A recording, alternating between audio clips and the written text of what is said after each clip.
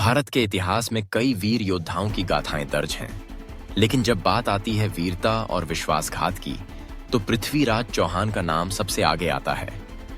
क्या आप जानते हैं कि पृथ्वीराज चौहान को केवल बाहरी दुश्मनों से ही नहीं, बल्कि अपने ही परिवार द्वारा भी धोखा मिला था?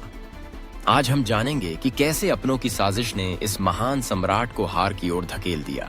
पृथ्वीराज चौहान, अजमेर और दिल्ली के राजा, जिन्हें उनकी बहादुरी और न्यायप्रियता के लिए जाना जाता था। उनकी वीरता के किस्से दूर दूर तक फैले थे, लेकिन जहां उनके शौर्य की चर्चा होती है, वहीं उनके साथ हुए विश्वासघात की कहानी भी उतनी ही दुखद है। सबसे पहले बात करते हैं उनके चचेरे भाई जयचंद की। कन्नौज के राजा जयचंद और पृथ्वीराज चौहान दोनों ही राजवंशों के गौरव थे, लेकिन उनके बीच की प्रतिद्वंद्विता गहरी थी। पृथ्वीराज ने जयचंद की बेटी संयोगिता से प्रेम विवाह किया, जिससे जयचंद अपमानित महसूस करने लगे। इस अपमान का बदला लेने के लिए जयचंद ने एक ऐसा कदम उठाया जिसने भारतीय इतिहास की धारा ही बदल दी।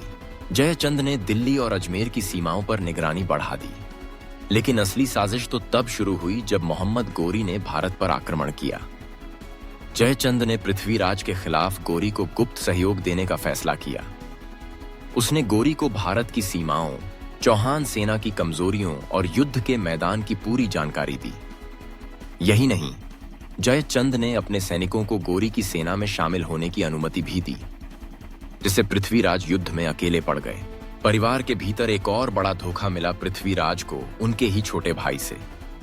कहा जाता है कि युद्ध के दौरान उनके भाई ने गोरी के साथ गुप्त संधि कर ली थी, जिससे चौहान सेना के कई गोपनीय रणनीति गोरी को पता चल गईं। इस अंदरूनी विश्वासघात ने पृथ्वीराज की सेना को कमजोर कर दिया। पृथ्वीराज चौहान ने तराइन के प्रथम युद्ध में गोरी को हराया, लेकिन दूसरे युद्ध में जयचंद और अपने भाई के विश्वासघात के कारण उनकी हार हुई। अगर उनका परिवार साथ देता तो शायद भारत का इतिहास कुछ और ही होता। पराजय के बाद पृथ्वीराज को बंदी बना लिया गया और अंधा कर दिया गया। उनके साथियों ने उन्हें बचाने की कोशिश की, लेकिन अपनों की साजिशों के आगे सब असफल रहे।